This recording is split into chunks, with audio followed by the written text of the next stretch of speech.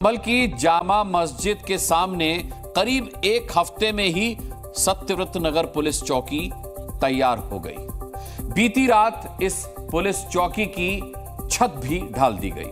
दिसंबर के आखिरी हफ्ते में काम शुरू हुआ और जनवरी में इसकी शुरुआत हो जाएगी। पुलिस की सुरक्षा में यह पूरा काम हुआ है। देखते ही देखते तैयार हुई इस सत्यव्रत चौकी ने दंगाइयों की जमीन हिला दी है। देखिए।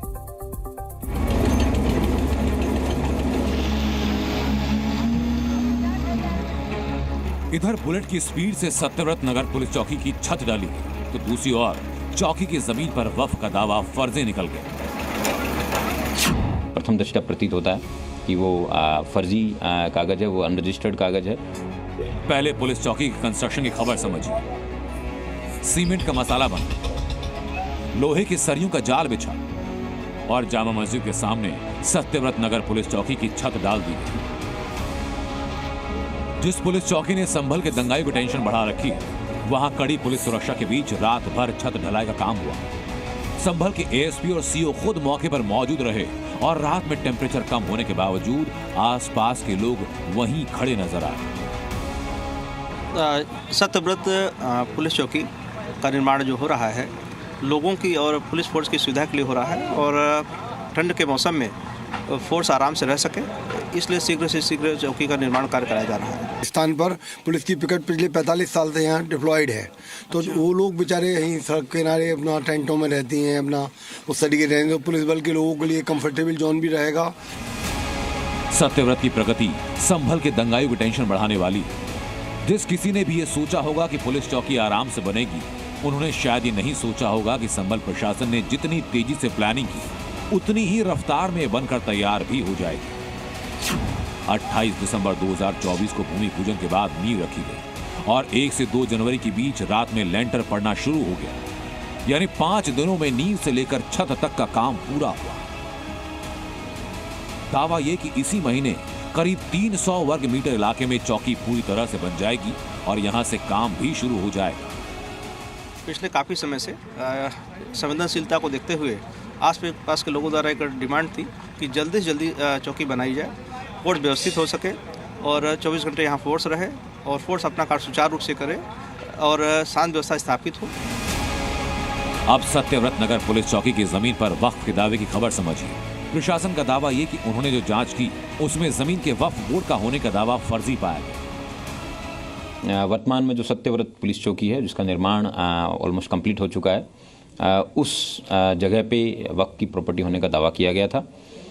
उस दावे को उस कमेटी के द्वारा जांच की गई कागज़ों के आधार पर यह प्रथम दृष्टया प्रतीत होता है कि वो फर्जी कागज़ है, वो अनरजिस्टर्ड कागज़ है। पुलिस चौकी जनता की सुरक्षा के लिए है, तो इस तरीके के जो पुनीत प्रयास हैं, उनको कुत्सित तरीके से रोकने के प्रयास हैं, वो किए जा रहे थे। लेकिन यह भी स्पष्ट करना अनिवार्य है कि वहाँ पे किसी प्रकार कोई वक्फ की लैंड नहीं है।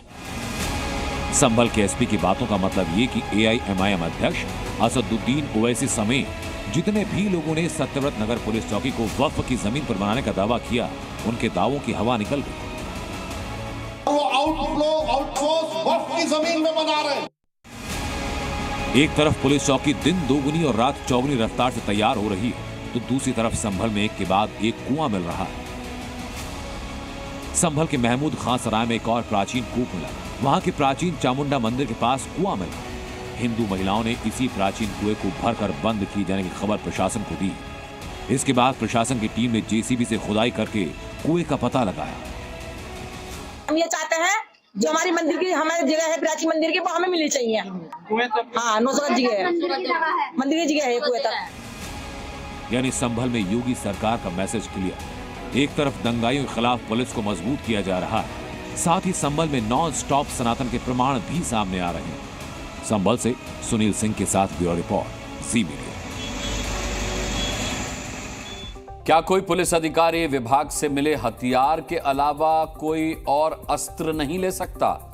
यह सवाल इसीलिए क्योंकि संभल के सीओ अनुज चौधरी ने एक धार्मिक जुलूस के दौरान हाथ में गदा उठा लिया। वो भगवान की भक्ति में हनुमान जी की तरह हाथों में गदा लेकर के चल रहे थे। कुछ लोग अब सवाल उठा रहे हैं कि खाकी वर्दी में गदा क्यों थामी?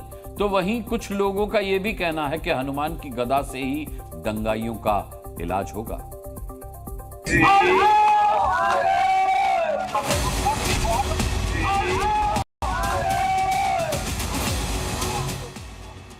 सिर पर पुलिस की टोपी, सीने पर खाकी वर्दी, लेकिन हाथ में पिस्टल की जगह हनुमान जी की गदा। ये गदा यूपी पुलिस का नया हथियार नहीं है, बल्कि ये इस पुलिस अधिकारी की भक्ति है। हाथ में गदा लेकर चलने वाले पुलिस अधिकारी का नाम है अनुज चौधरी। अनुज चौधरी संभल के सर्किल ऑफिसर है। संभल में किष्किंधा रथ यात्रा निकली थी। इसे कट्टरपंथियों के हमले से बचाने के लिए संभल पुलिस रथ यात्रा को सुरक्षा दे रही थी। पुलिस टीम अगुवाई खुद संभल के सीओ अनुज चौधरी कर रहे थे। तभी जुलूस में शामिल अनुज चौधरी ने खुद ही हाथ में गदा उठाई और लेकर चलने लगे। उनके अगल बगल हथियारबंद पुलिस वाले थे, जो हाथों से सुरक्षा घेरा बनाकर जुलूस को सुरक्षित बना रहे थे। किष्किंधा रथ यात्रा शहर के मुस्लिम इलाकों से निकली थी। संभल के सांसद जियाउर रहमान बर्ग के इलाके से रथ यात्रा गुजरी।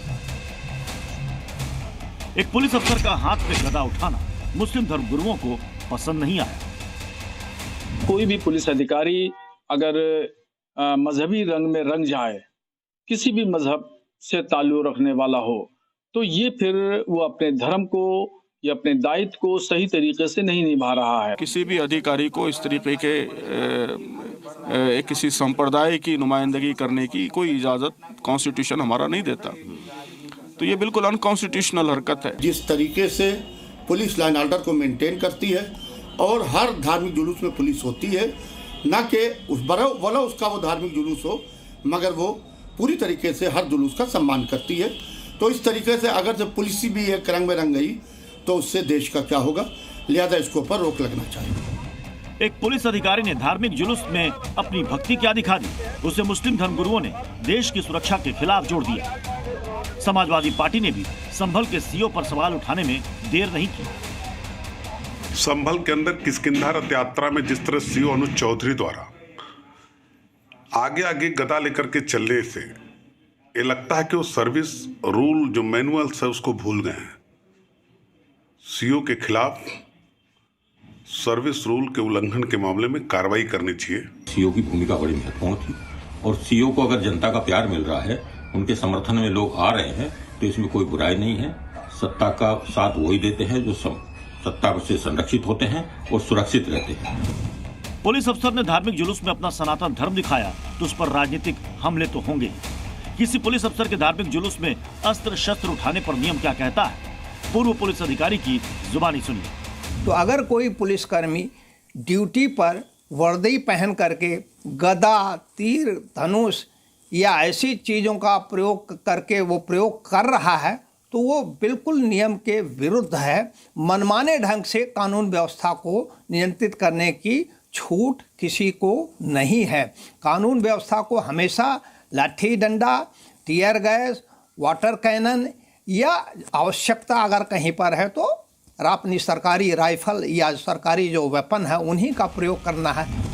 पूर्व पुलिस अधिकारी कह रहे हैं कि इस तरह से पुलिस अधिकारी को सरकारी हथियार के अलावा कोई अस्त्र शस्त्र नहीं उठाना चाहिए।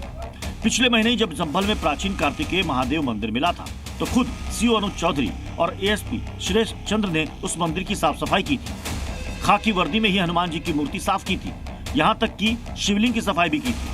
अब धार्मिक जुलूस में गदा उठाकर सीओ अनुज चौधरी धर्म विशेष के निशाने पर आ गए हैं। ब्यूरो रिपोर्ट, जी मीडिया।